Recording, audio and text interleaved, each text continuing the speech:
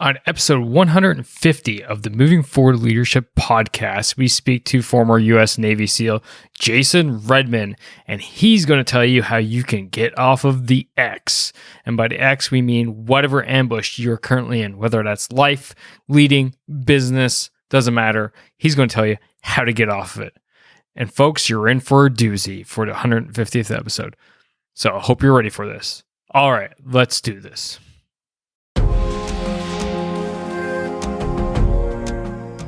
Welcome to this episode of Moving Forward Leadership.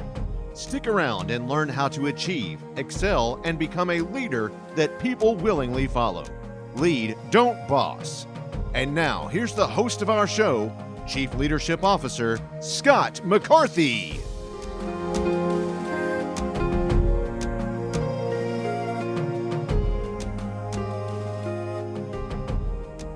Yes, welcome one, welcome all to the Moving Forward Leadership podcast. It is your Chief Leadership Officer, Scott McCarthy, and welcome to the podcast where we talk about the three domains of leadership, and that is leading yourself so that you can be the best leader possible, leading your team so that you can build those high-performing teams, and finally, leading your organization so you can drive that organizational output higher, bringing together my 20 plus years of military experience as a senior Army officer and coupling it with world-class guests such as Jason today to bring you the most complete leadership podcast going. It is so great to have you here, folks, and I hope you're ready for a big episode. I wanted to do something special for 150. I had a bunch of ideas, but when I got the opportunity to interview Jason Redman, I knew I had my 150th episode ready to roll. And it is an honor to have Jason on the show. I've heard about him so long ago. You see, if Jason Redman doesn't strike anything with you, that's because you probably didn't hear about his story. And I don't want to give too much away, but let's just say he had to overcome something massive in his life.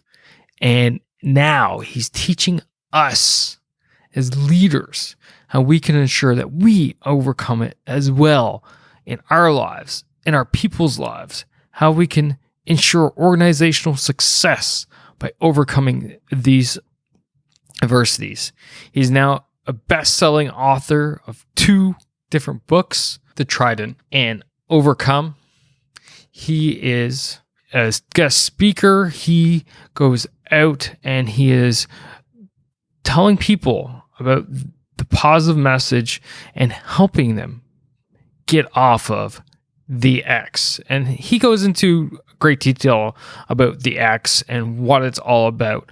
Most importantly, I would say for you listening to this show, why you should be listening to it is that we as leaders will always run into adversity.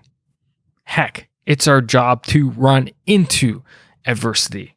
That's what we're paid for. That's why we're here. That is why we lead. So when you find yourself in a position of adversity, knowing how to get out of it is crucial.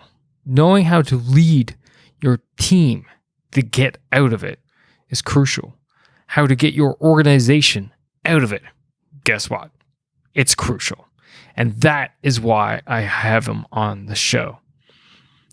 He will enable you to see past the fog of war, to have your moment, as I talk about often, that condor moment, to be able to figure things out and how to basically survive. So I hope you're ready for a good one, folks, because I brought it to you today. You will hear the story of a man who defied all odds, overcame it, and is now inspiring others to overcome adversity as well. So without further ado, you sit back, relax, and enjoy my interview with U.S. Navy SEAL Jason Redman on how to lead yourself and overcome.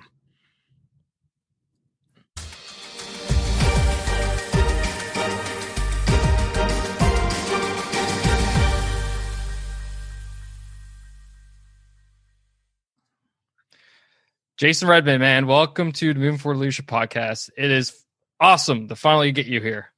Scott, what's up, man? Honored to be on. Thanks for having me. So I don't want to ruin it, but at the same time, I remember when your story broke, and by story I mean the sign on your hospital door. I remember going, damn, that is badass. Like, well done, SEAL. Well done. And here I am now. I don't know how many, it's years since I heard about that. I don't know if it was 13.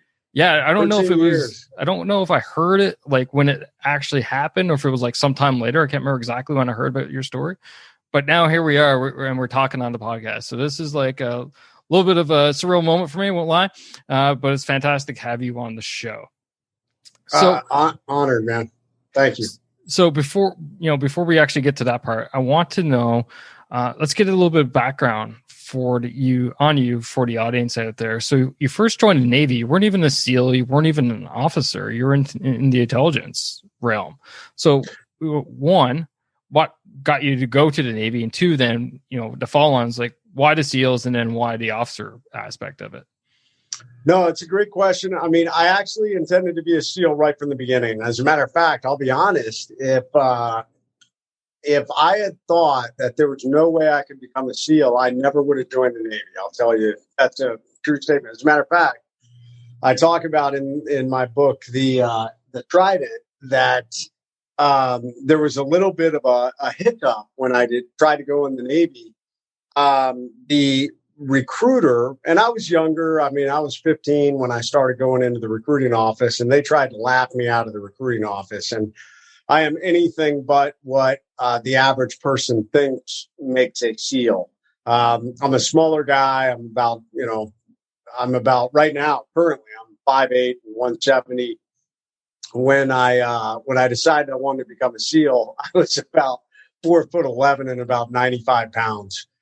So, needless to say, this old crusty Navy boatswain's mate that had spent his entire life on ships, he was the epitome of the old school crusty sailor. And definitely in his mind, I didn't have what it took to become a SEAL. So he basically chased me out of the office. So, kind of crazy, convoluted story. I almost joined the Army. I actually went down the road of joining the Army to become a Ranger and go that path. But when I was a kid, I ruptured my eardrum from ear infections and had to have my eardrum reconstructed. So when I went to Army, the processing center to go into the Army at the age of 17, they told me, "Oh, we looked in your ear and you can't equalize. We don't think you'll be able to jump out of airplanes." So they disqualified me from being airborne. And they said, "Oh, but there's all these other really cool jobs in the Army." And I was like, no, that's not what I want to do. So I left and went and I knew I could dive. I had done some diving when I was a kid. So I got a ear, nose, and throat doctor to write a waiver. While that happened, a new recruiter came into the Navy office, and I happened to meet that guy by the name of Henry Horn. And he said, "Yeah, man, I can help you get the SEAL training." And they submitted the waiver, and that kind of started the path that opened the doors for me to become, to go to SEAL training. But I wanted, right from the very beginning, I was in that pipeline. The difference today and from when I went in back then, you actually had to have a specific rating in the Navy. And there were about 20, everything from boatswain's mate to signalman to gunner's mate to intelligence specialist, which is the rate that I ultimately received. You had to have one of those rates first, and you went to that school before you went to SEAL training. Nowadays, it's a direct pipeline. We select guys, we screen them, they do the physical screening, and they go straight from boot camp to a prep course, and then they go to SEAL training. That's awesome. It's funny. I was laughing pretty good when what the Army recruiter said to you. Probably can't jump out of airplanes, and yeah, here years later, there you are, a SEAL. So, what drew you to the officer part of it and becoming a leader within the SEAL teams? Because for most people, a lot of people out there, they'd be like, "Oh, crap, I'm a SEAL, I'm an elite warrior already. But you obviously wanted more. You didn't want to be just an elite warrior. You want to be one that led other elite warriors on top of that. So what was the draw there for you? It's an interesting question, and it's kind of funny. I've come full circle now, and I meet a lot of young men. A lot of young men reach out to me and say, "Hey, I'm interested in being a SEAL." And I'll answer that question, and then I'll come back to this. So I came into the Navy in 1992. That's pre 9/11. So the military at that time was a very different place. There's a big difference between a wartime military and a peacetime military. And in a peacetime military, we were doing a lot of training. So I came into the SEAL teams. There was a lot of training. There wasn't a whole lot of combat operations that are occurring. I was fortunate enough to go to Central and South America and do some counter drug stuff where we kind of got an edge of a little taste of combat, but things like that were kind of the norm, or not the norm, but they were the exception, versus, fast forward to 9/11, where, within a very short period of time, 100% of the SEAL teams were combat experienced. So prior to 9/11, I was able to do a lot training. I got to do these different things, and it just kind of went down this path where I'd reached a point where I was a mid-level enlisted leader, and I'd been an instructor, and I was like, where do I go from here? I was at this turning point in my career. My dad had been an officer. My grandfather had been an officer. My sister now had gone into the military. She was an officer. And I started looking at, well, I wonder if I can make more of an impact as an officer. And I'd had some people that were encouraging me to do that. So I decided to go down that path. I put in a package for a commissioning program. I ended up getting selected. I ended up going off and going down this whole path, which obviously was its own journey. The interesting thing now, a lot of young men that reach out to me and say, hey, should I become an officer or should I stay enlisted? In special operations, we provide tremendous opportunities for individuals to lead at the highest levels, whether you're enlisted or an officer. And I'll be honest, the difference is, as an enlisted, you have almost all the same leadership opportunities. I will say it starts to make a difference the higher up you go. So as an officer, the further you go, the more strategic impacts you are making, because now you're starting to get into shaping policy and shaping the direction of where teams go. Although senior enlisted members have that opportunity also. But as enlisted, I encourage guys, I say, you know what, man, you're going to have a lot more opportunities. If you want to go become a SEAL or a special operations member where you're actually making a difference on the battlefield, where you're actually fighting, you're going to get tremendous more opportunities as a leader in the fight as an enlisted member. And I really encourage young men, if that's what they're thinking about doing, go that path. If you want to later become an officer, get your degree and become enlisted, and then you can put in a package to become an officer later. Yeah, that's neat. Yeah, we have very similar thing up here in Canada too. We call it the commissioning from ranks, or if they want to go get the degree, there's another program for it.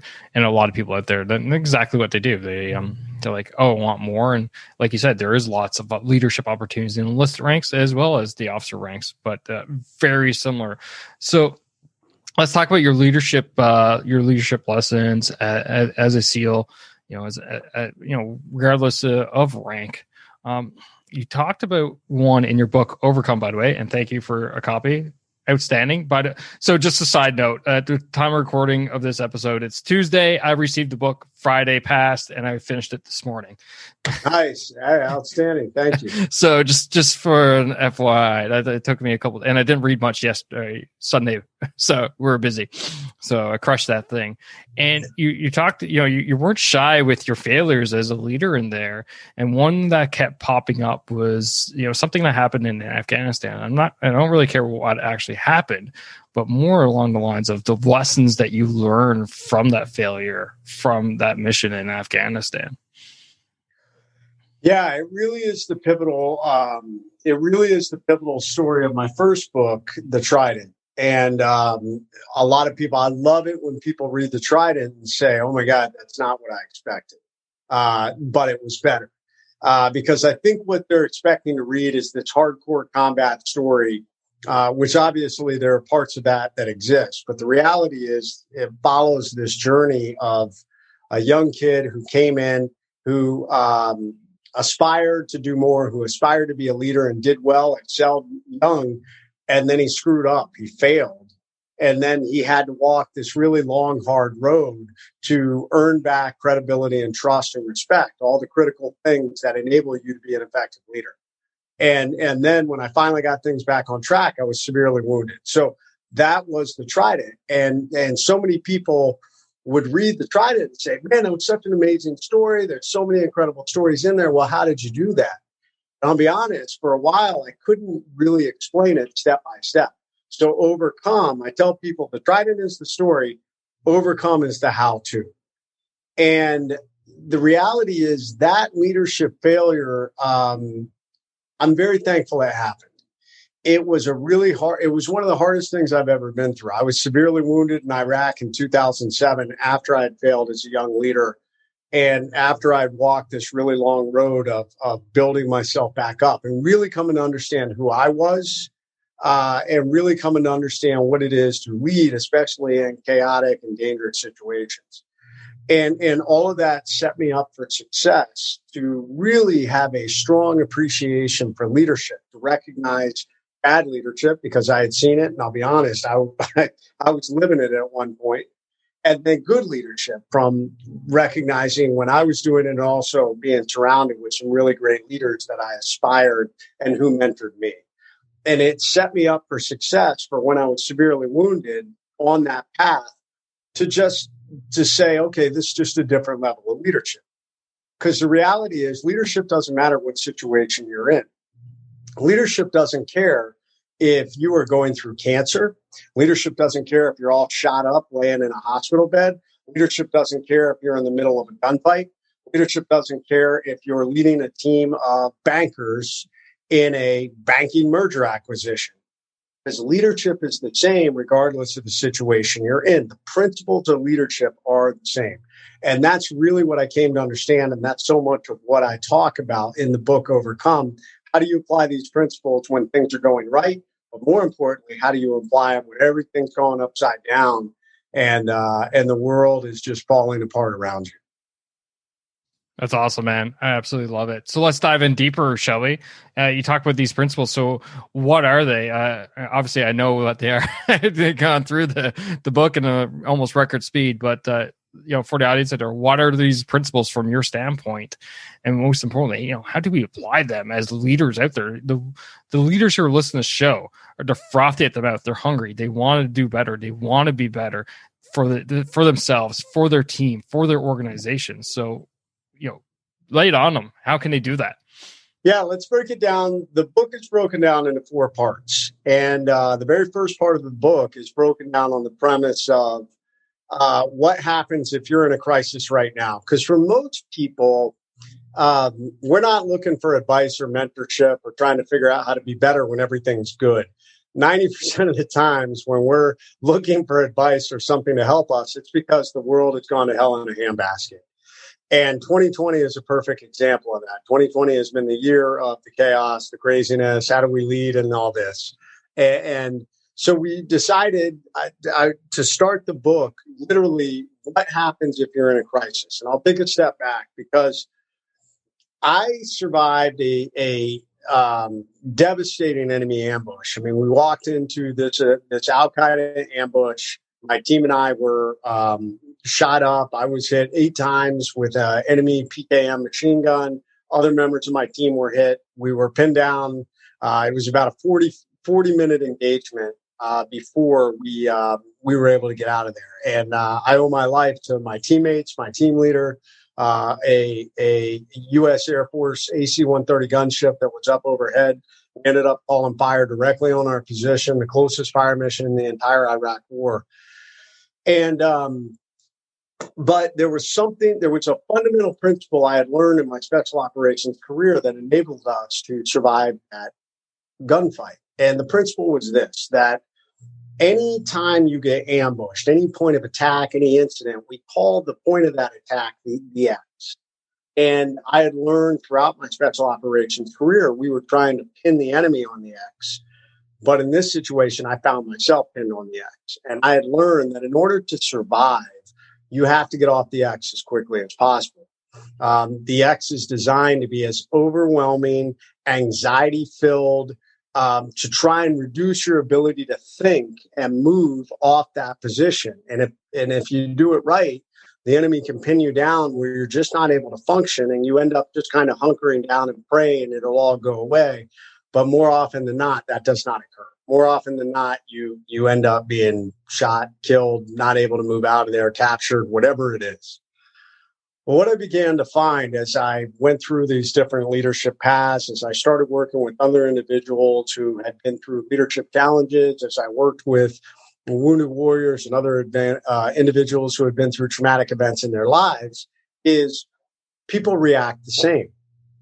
Whether you're in a gunfight ambush and you're on the X, or whether you're what I call a life ambush and you're on the X, people tend to react the same. We have a tendency, whether it's the bullets and bombs of battle or it's the bullets and bombs of life, we have this natural tendency to kind of hunker down and be overwhelmed. And the anxiety and the stress is just crushing us. And we're pinned on that X. And we don't know what to do. And all we want to do is just pray it'll go away by itself. Like, hey, if I just hunker down and don't do anything, if I just play possum or play ostrich and stick my head in the sand, maybe this will go away on its own. And 95% of the time, that never happens. Typically, what happens is, unfortunately, you're going to wither and die in that spot. Whether you die physically or more often than not, what happens in life ambushes is people die mentally and emotionally. They have some horrific thing, some sort of life ambush come along and hit them, and they just can't get out of it. They just can't drive forward past it. I define a major life ambush as anything that leaves a physical, mental, emotional, or deep financial scar on you that you'll never fully recover from. You'll always carry them with you for the rest of your life. And so many people have these things happen, and they just can't move past it. We know those people. There are individuals that have been through a horrific divorce. There are individuals that have suffered some kind of crazy accident. It's sexual trauma. It's unexpected loss of a loved one. It's one of the biggest life ambushes I've seen is the unexpected loss of a child. These are all things that pin us on the X. But like I said, what I began to realize is that there is a set of principles that you can follow to get you off the X. And they work in combat and they work in real life. And that's something we developed and we wrote about in the book, in this first part of the book. And they're called the REACT methodology. So if you follow the REACT methodology, it will enable you to get out of any ambush. It doesn't mean it's going to happen immediately.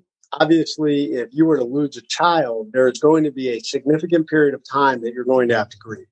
And I would never expect I would never be so callous to think if you lose a child that you should be able to jump up and just drive forward. I had 3 kids, and that would be devastating for me. But at the same time, I also recognize that just if I was to lose a child, my life is not ending. And I'll be honest, my children probably would not want me to stop living because I lost one of them. As a matter of fact, if I lost one of them, I feel like my children would want me to highlight, how did I lose them? Did I lose them from a drunk driver? Did I lose them from a disease? Then now it becomes my new mission to try and highlight these things. So the REACT methodology is all about that. And REACT is an acronym that stands for this. The first part is R. You've got to recognize you are in a crisis. And this is usually, believe it or not, one of the hardest steps. When people are in a crisis, there's a natural tendency to be in denial. We don't want to admit we are in a crisis. We don't want to admit this major problem is happening. It's just human nature. Nobody wants to come to grips and say, life is spiraling down, and if I articulate it, now it becomes real. So there's this natural tendency to procrastinate, to ignore, to deny, to self-medicate, to do all these things so that we don't have to admit that there's really a problem. But the reality is, the faster you can, the faster that you can recognize there's a problem, the faster you can say, Houston, we got a problem, the faster you're starting the ball rolling forward. So that's number one. Number two, you've got to evaluate your assets. You've got to evaluate what do you have in your inventory that you can bring to bear on this problem. So often when we're in a life ambush and we're on the X, all we can focus on is the pain and the discomfort and the inability to move. And it's just natural to do that. We focus inward instead of outward. And when we focus outward, we realize even though we feel like we're overwhelmed and the world is crashing down on us and we can't move, when we focus outward, we start to realize, oh, wait a minute, I have team members. I have tools in my toolbox. I have money in my account. I have an attorney. I have an accountant. I have, whatever tools we can bring to bear on this problem. No different when I was in that gunfight, when I was laying there and I was thinking about, okay, I got my team members behind me. I got my other team in another house 150 yards away. I got a Marine Corps quick reaction force. I got helicopters up overhead. I got the AC-130 gunship. These were assets. And when you know that you have tools, when you know you have assets, suddenly you're like, oh, wait a minute. Like, I'm not so pinned down. I'm not so helpless. Like, there are things that I can do. I have a tool that I can use to try and get out of this problem. Number three, you've got to assess possible options and outcomes. And oftentimes what happens here is people get a sense of urgency. There's a delay factor that occurs when we're in an ambush and we recognize there's a problem, and then we start to evaluate and look at the assets or the tools we have in our toolbox. That's a little slow for people to start moving. But when they get to, oh, man, I've got tools, I've got assets, there tends to be this sudden, holy smokes, man, I'm in this ambush and I got things that I can use to get out of it. There gets a sense of urgency. But this is really critical that we've got to take a breath. We've got to take a breath, and we've got to, in the military, we call it letting the battlefield develop. Sometimes when we're in a crisis, we're not aware of all the different pieces that are contributing to that crisis, that are pinning us to that X. And sometimes if we move too fast, we'll go from one bad position to the next because we just move too quickly. So what I talk about is you got to assess your possible options and outcomes. You got to look at, if I was to move to point A, well, what would be that long-term outcome? If I was to move to point B, what would be that long-term outcome? And understanding that sometimes there's a natural tendency to want to take the easiest path, but sometimes that's not the right path. More often than not, you have to take the harder path to get to the longer term success. So the short term pain for the long term gain. Number four is you got to choose and communicate. So once you've gone through this process, we now have to choose the direction we're going to go, and we've got to communicate it to our team. When you're in a life ambush, it's got a gravitational pull to it.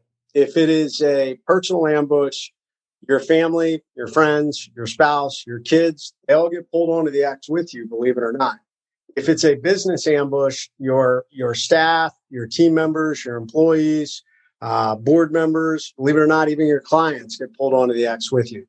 So it's critical that as a leader, you're going through this process. You've got to choose, this is where we're going, and you've got to communicate it. And this accomplishes two things. Number one, when you actually get it out of here and voice it here, it becomes real. And when it comes out of your mouth, now it's just a human trait that when we say we're going to do something, we feel a level of accountability to follow through on it. And in a crisis, we now have said, hey, we're going to do this. So there's that level of accountability. The other thing, it provides hope to the other people around us that are on the X. I mean, we all know we've been in a crisis and we've been in that situation where we're like, oh my God, what do I do? And somebody else is like, hey, follow me, we're going over here. And you're like, yes, let's go. Anything to get out of this uncomfortable situation. And we want to follow that person. Well, the reality is that's got to be you. You have to be that leader. If you sit there and wait forever and nobody does it, it may never happen. And then number 5, T of react, is you got to take action. You got to take action right now. Go through the process and then take action. So many people are waiting for the perfect moment. They're waiting for a lull and fire. They're waiting, If it's a business ambush, they may be waiting for money. They're like, oh, we got to close this deal. We need this cash flow in order to execute this. But the reality is, the longer you wait, typically the harder it is to get off the X and drive forward. So that's why I tell people there is no perfect moment. Go through this process and then execute. Move. You may move on to another X. That's fine. Do the React methodology again and then get off that X. By moving, you're creating momentum. And success loves momentum. Inertia is key. By using that momentum, you can maintain that momentum. What is the hardest thing to do is the longer you sit on the X, it's like quicksand, and the harder it is to get up and go. So that is everything about part one. So plant this phrase in your head, people. Get off the X. If you are struggling, you may be having a mental life ambush. You may be having what I like to call a schedule disruption, or you may be having a major life ambush. But no matter what, if you are stuck, get off the X. That's amazing. I love it. Yeah. Wow. So X is probably one of the least utilized words or letters, in the English language. And it was probably the most used letter in this book because of how often you mention, getting off the X. I want to, I got to ask something to you. You were in the ambush in Iraq. You were laying there. Your guys were in tough shape, and the AC-130 came in. Man, those things are badass, are they not? Amazing. Amazing piece of kit. Saw them in Kandahar a couple times too. Whew. Anyway, it came in and you're essentially in that X. And then once you got evac and medevaced out and you woke up and you're in the hospital, was it that you found yourself on another one, which led to you writing that sign and putting on a door? And if you don't mind, the listener there might not even be like, what the heck is this sign that Scott keeps mentioning? So can you just talk about that as well? Yeah, absolutely. And I will say that frequently major life ambushes have residual effects. So you may have the initial damage that occurs, and then there may, it's almost like aftershocks of an earthquake. And my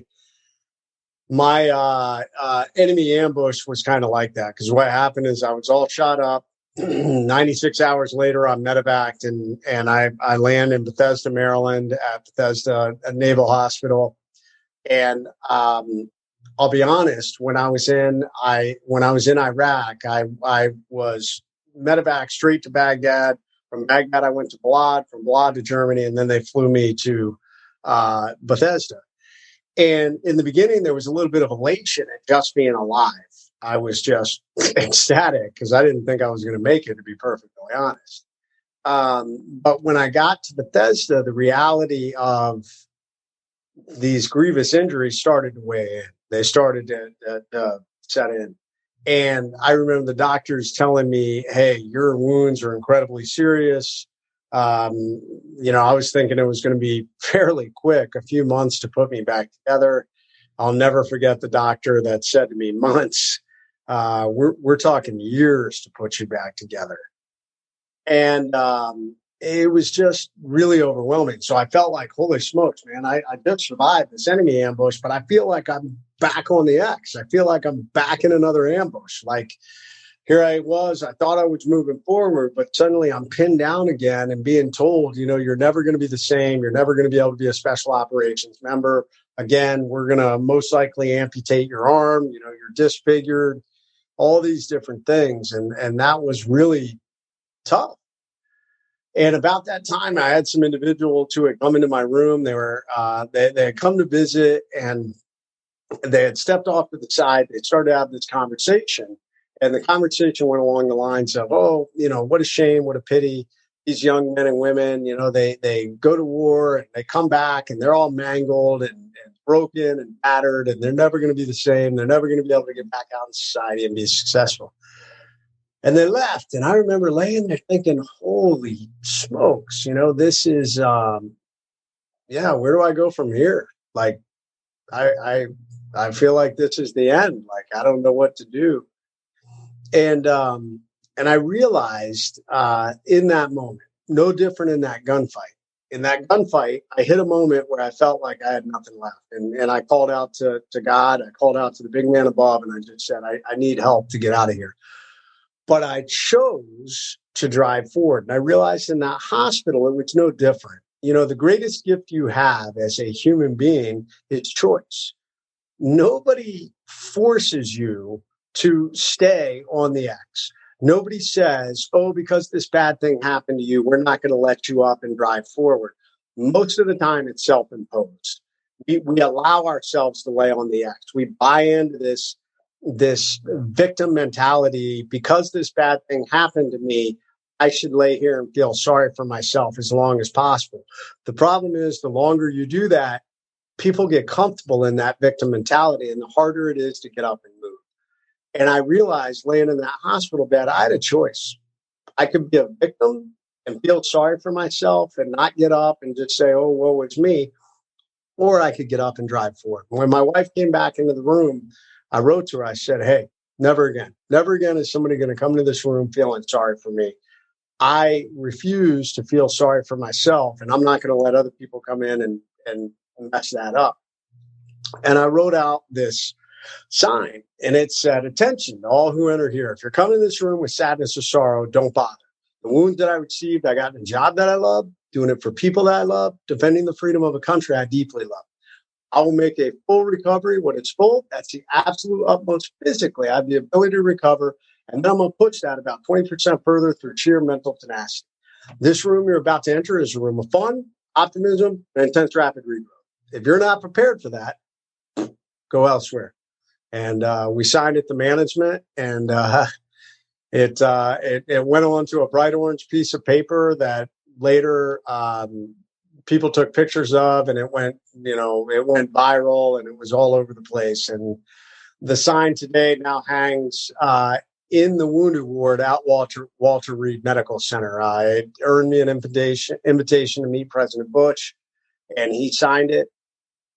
And now it's been seen, millions and millions of times by all kinds of individuals. Secretary Robert Gates wrote about it in his book. First Lady Michelle Obama wrote about it twice in her book. And I don't tell you that to say, hey, look at me, I wrote this sign and it got notoriety. I tell you that because it's the power of choice. Understand the power of choice. When bad things happen to you, you have a choice. And you never know what the impact of choosing positivity over negativity is going to be, and the ripple effects that can occur for not only you, but for your team and other people and your kids and your team members and all these people, just by saying, I'm not going to lay here and feel sorry for myself. I'm going to get up and I'm going to drive forward.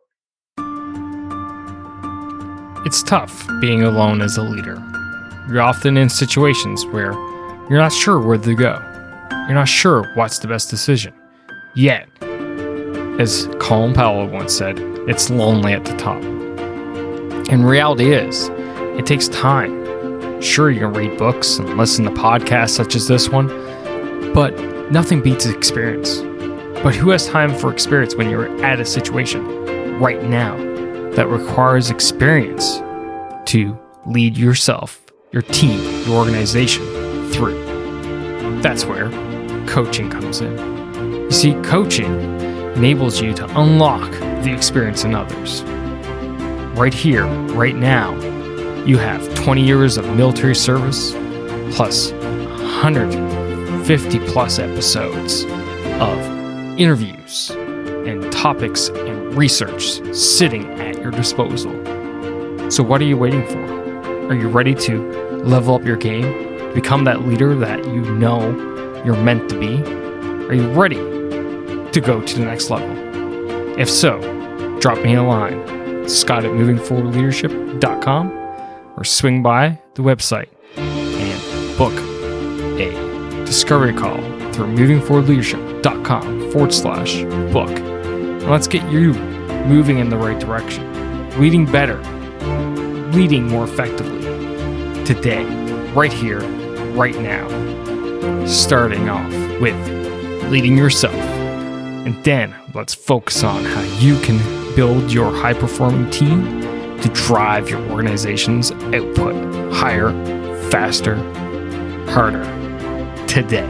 Not next week, not next month, but today. All right, folks, that's it. Now let's get back to the show.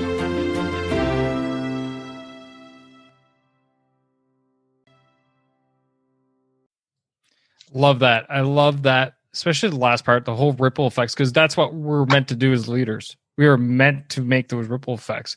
We are meant to stand up, face the adversity of what's going on, inspire, motivate, and encourage our team. And hopefully, well, not hopefully, and what in turn will happen is that they'll do the same to the rest of their team, and on and outside of your organization. And we can take COVID for a great example. You can see the organizations where the leaders stood up and say, we will rally, we will achieve, we will, and do this, and we will do that. And then you can also see the organizations where they went, oh, God, we're stuck. There's nothing I can do. Yep. We're going out of business and not willing. We're going out of business. I got to furlough you. I got to lay you off. I remember I was talking to a leader who ran a printing company. And in the 2008 recession, he got hammered. And he said, I will not lay off one single one of you. We may have nothing to print, but I will not lay one of you folks off, fine folks off. And he kept them there. And they had nothing to do for months, barely anything to do for months. But he kept every single one. He managed to find ways to fund their salary and keep them hired on. And you wanted to see a tight team afterwards? That was a tight team. Nice. Why? Because of the sheer positivity that he as the leader pushed onto his team. So love it, man. Absolutely love it. So we talked about part one of the book, and now we're going to dive into, the next parts. And you were speaking to me, because here, moving forward leadership, I focus on what I call the 3 domains of leadership. And as leading yourself, you as the leader, leading the team, leading your team, the individuals, and then leading your organization, i.e. the institution of it. And you go into basically all of that in Overcome. So let's dive deeper, shall we? Let's talk about Scott. No, you're spot on. I mean, part 2 of the book is leadership at, I meet so many people. I go speak at so many organizations. I mean, professional sports teams, college sports teams, Fortune 100, 500 companies. And so often I have individuals that'll come up to me and they'll say, hey, I read that, you're a leadership expert, which I'm not. I'm not a leadership expert. I would definitely say I'm a student of leadership. If you claim you're a leadership expert already, I think you've failed, because leadership's a journey that never ends. I still make mistakes as a leader, and I'm, with my own organization, but frequently I have individuals that come up to me and they say, oh yeah, you're a leadership expert, and I need you to tell me how I need to lead my team better. I want to make my team better. And I always ask them, I'm like, well, how well do you lead yourself? And if they immediately respond to me and say, well, no, you misunderstood my question. I'm not asking about me. I'm talking about my team. How do I lead my team better? And I'm like, and therein lies the problem. Because at the end of the day, rule number 1 in leadership, and what part 2 of the book is about, is you've got to lead yourself. I failed as a young leader. When I made those leadership mistakes, it was because I was not effectively leading myself. Rule number 2 that I talk about in leadership, which is part 3 of the book, is lead others. How well do you lead others? And the problem is most people confuse this round thing in the bottom of our face with our ability to lead others. And the reality is your ability to lead others was predicated before you ever opened this hole in your face. And it was almost all predicated by how well you led yourself. People will follow you for a very short period of time by the words coming out of your mouth, but they'll follow you forever based off how you lead yourself. And that's what's critical. And I had failed to understand that as a young leader, and had almost got myself kicked out of the SEAL teams. I made some, pretty good mistakes. And thankfully I had some leaders that believed in me and said, hey, we think you've got potential, but, we're not going to give it to you. You're going to have to earn it the hard way. And the hard way was I had to very slowly and methodically over time really earn back the trust and respect of my team members. And I had to do that by leading myself. That was the number 1 rule. Focus on structure, discipline, holding myself accountable, positivity in the face of negativity, and just getting those things done. And slowly over a period of time, I built that back. And that really became the foundation. A senior leader, one of the most respected leaders. I talk about him quite a bit in both the Trident and the Overcome. The most sound leadership advice he ever gave me is people will follow you if you give them a reason to. So if you want to be a better leader, you focus back on rule number one. I also recognized as I was moving forward that good leaders are balanced. I meet a lot of leaders that are out of balance. They may be good in one or two areas, but then they're out of balance in other areas. And the problem is that, and it works fine when everything's running hunky-dory. But when things go wrong, if you're not balanced, it's easy to get pushed over. It's easy to fall down because, just like in martial arts, a good martial artist is well balanced. They're able to turn and spin based off what's happening around them. So I teach something in part one about leading yourself called the Pentagon of Peak Performance. It's 5 key areas that you need to lead yourself to maintain that balance in your life. And those 5 key areas are physical leadership. How well do we take care of this body? It's nutrition, it's sleep, it's fitness. Because as a leader, you need high levels of energy. You need high levels of positivity. You got to endure a lot of stress. So frequently, you're having to grind and keep going when you really don't want to. And that's all predicated on your physical leadership. But in order to have strong physical leadership, you got to take care of yourself. And so many people don't. So that's number one. Number 2 is mental leadership. Mental leadership is all about constantly consuming knowledge. It's understanding that leadership is a journey. So you're constantly learning. You're trying to figure out new things about not only yourself, not only leadership, not only team building, but things about your organization, things about wherever you're working. You're looking for mentors. You're looking for groups to be a part of. You're challenging your beliefs. Just because things were done, if someone says to you, why are we changing? Things have always been done this way forever. Good leaders don't follow that mindset. Good leaders will challenge a belief if they say, well, we might have done this forever, but here, I've collected all these facts that say this is a better way. And even though you've always done it this way, I'm going to challenge you to say, let's do it this way, this new way. And people don't like that. People don't like change. But the reality is, if you're a good leader in mental leadership, you're always going to be challenging your beliefs and you're going to look for better ways to do things. Number 3 is emotional leadership. How well do you manage your emotions? How well do you project positivity in the face of negativity? How stoic are you when, things are great, when things are bad? Good leaders, I think, follow that principle. Good leaders don't allow their emotions to drive their decision making, and that's a hard skill. I'll be honest. That's my weakest area. I have to watch that a lot. And number 4 is social leadership. How well do we invest in the rings of influence around us, from our work relationships, the outer ring of not necessarily friends, but just work relationships, to our work acquaintances. So now this is people we're friends with within work that we develop relationships with, to our closer friends, our circle of friends, to our closest friends, and then all the way to that inner circle, which is our family, our immediate family. So how well do you invest in those and make sure that you're putting the time and effort? Because when things go wrong, oftentimes the outer rings go away and it's only your immediate friends and family that are still there. And if you haven't put the time and effort, there sure are a whole lot of people out there, including Steve Jobs, who founded Apple, who at the end of his life when he was dying said, I wish I'd put more time into my friends and family. He said, I realized that at the end, all this is great, but I'd much rather have that all over again. So I really encourage people to have that balance, that social leadership. And then the last one, 5, is spiritual leadership. For many people out there, it's faith. Faith plays a part for me. Religion. For others, I talk about perspective. It's about getting outside of yourself. It's about, it could be meditation. It could be I don't know, yoga. It could be breathing exercises. It could be sensory deprivation. It could be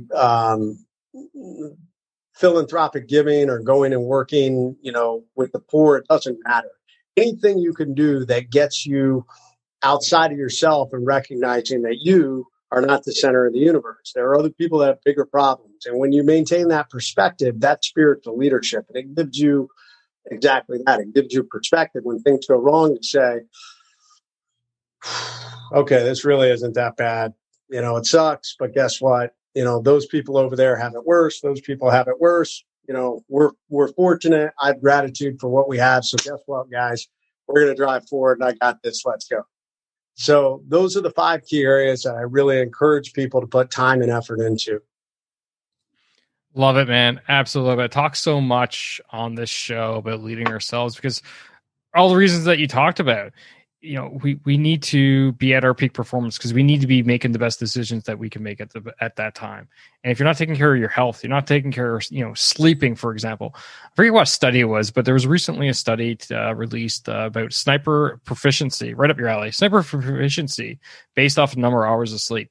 And, I'm going to put doom on the stats here, but just for an idea, I think it was when the snipers got 1 hour less sleep, their proficiency dropped by like 17% or something like that. And it just fell off the cliff after, around the 6 to 5 hour mark. And it's like, well, imagine you as the leader, you're that sniper. You need to make that bullseye shot at, 3,000 meters for the Canadian record.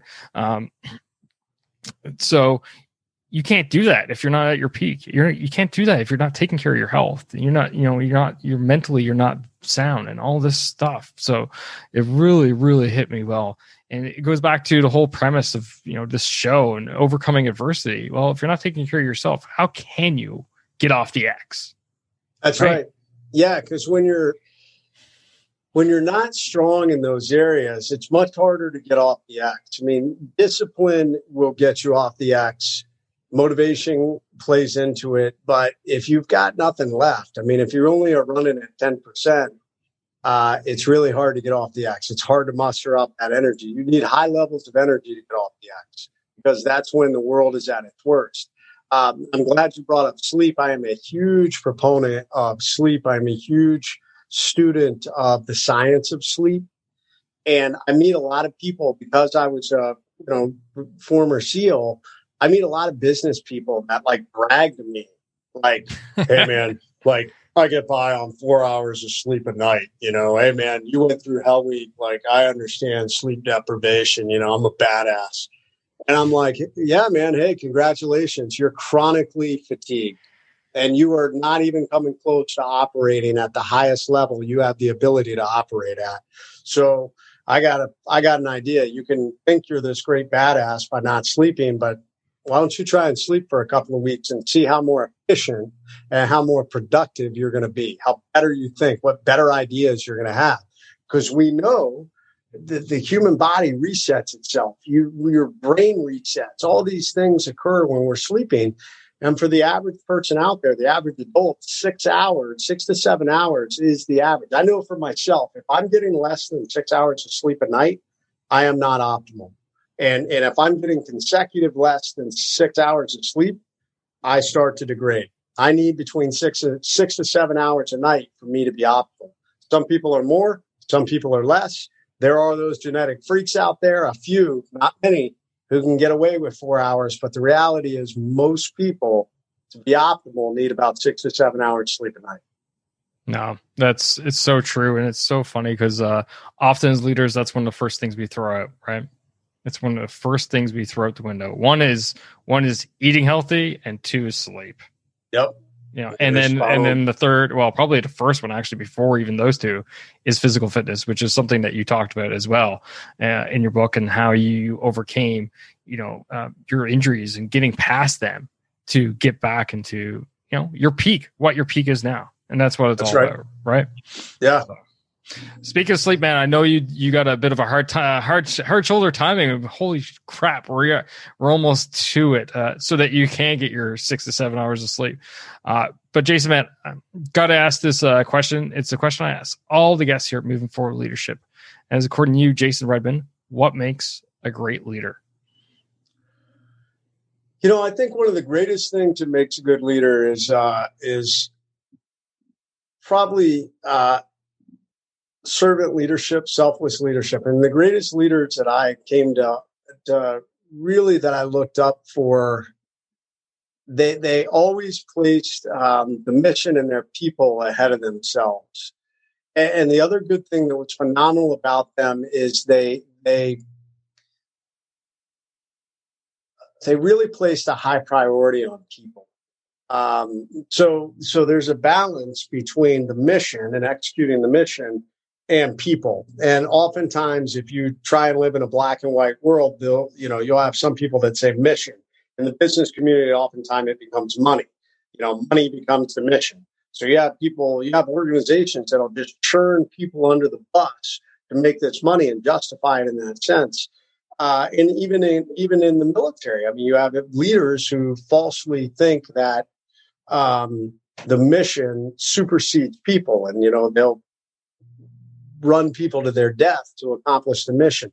The best leaders understood mission supersedes a little, but people enable it to happen.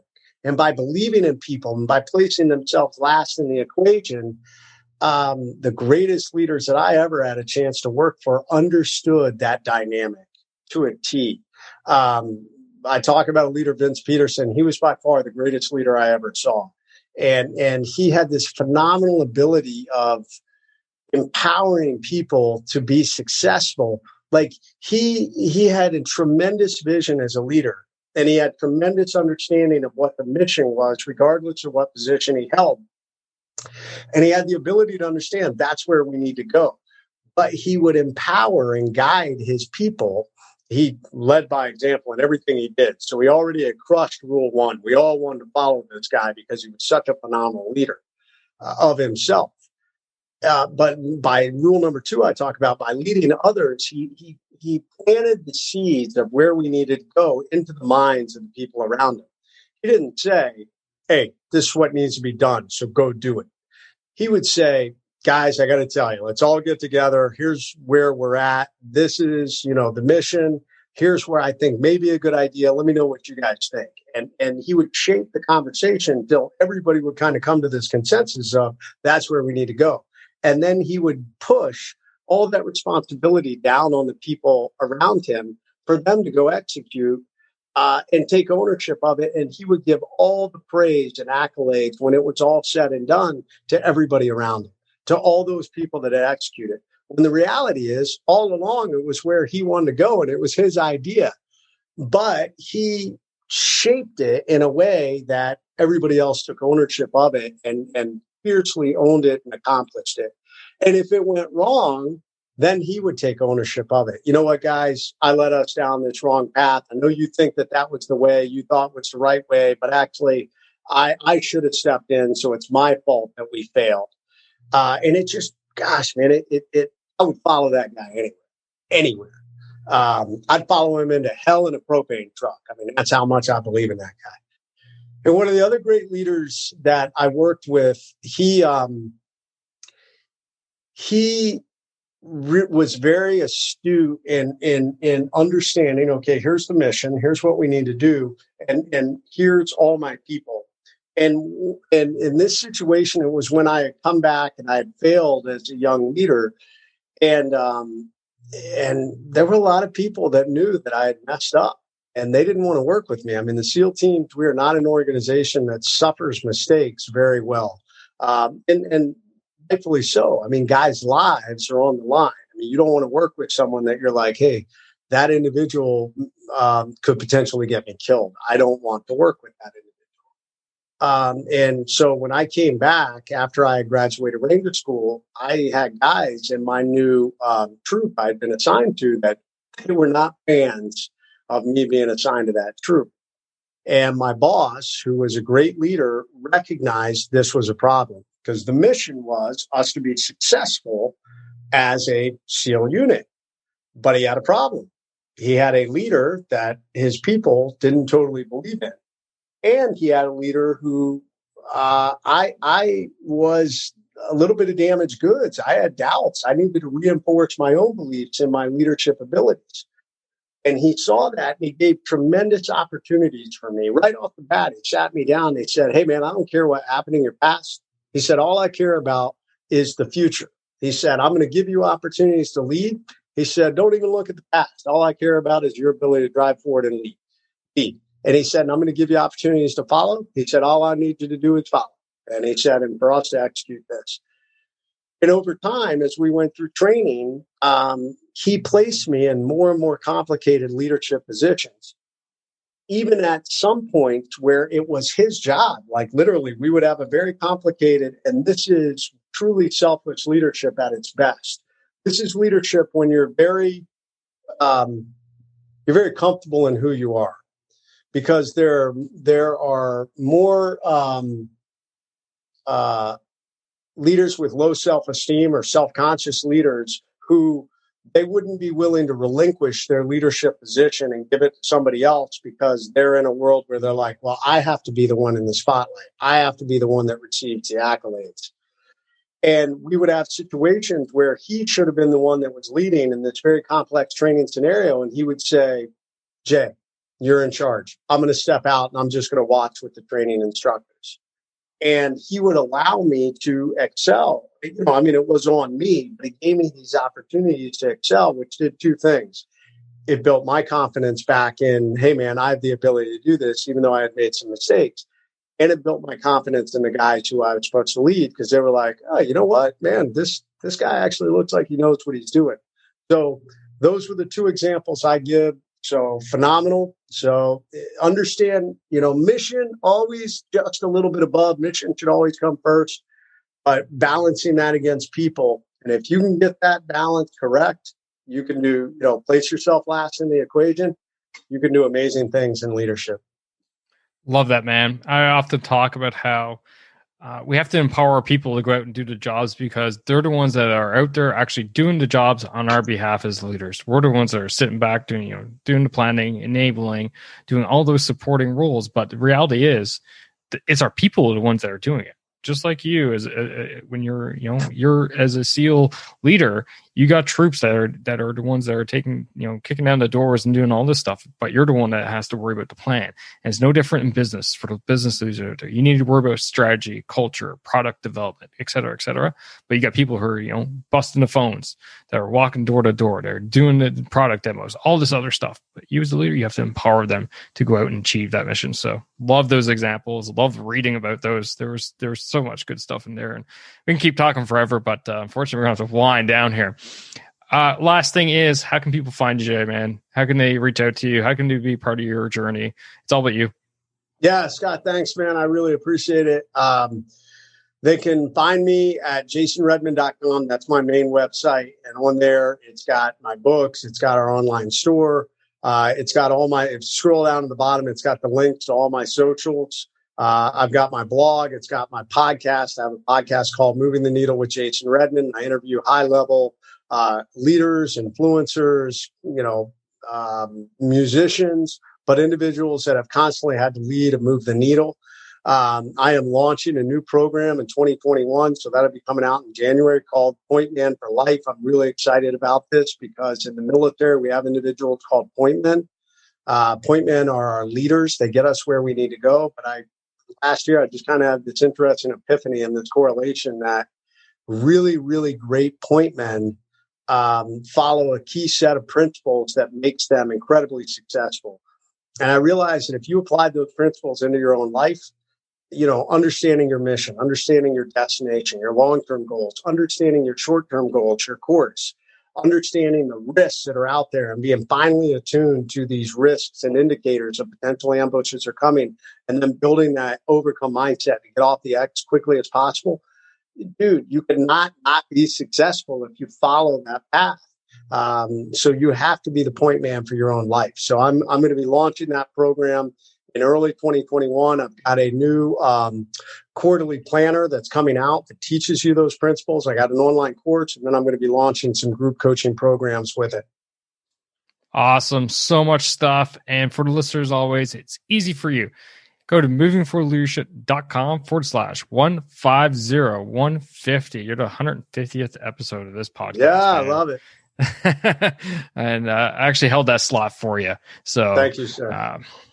Just because, you know what, just a little brothers in arms love, right? You know what I'm saying? Yeah, absolutely. Jay, you're not the first Navy SEAL on the show here. I've had Mark Devine on a couple of times. Who you mentioned in your book. Yeah, Mark is I've had great people. John Havlick on the show, and I've had John McCaskill on the show. Yeah. Okay. Well, but all those guys, phenomenal. I'm humbled. I'm in good company.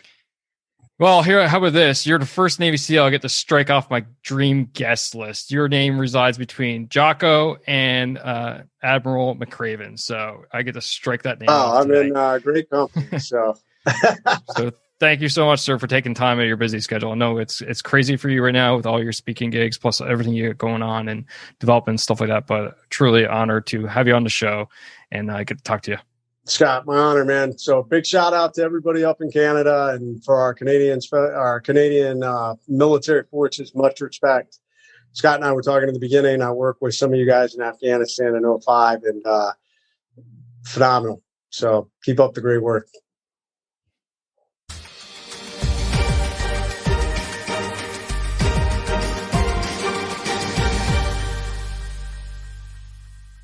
All right, that's all I got for you fine folks today. I hope you enjoyed the show. I hope you enjoyed the interview. And most importantly, I hope you got something out of it. And if you did, remember R squared, S squared, right?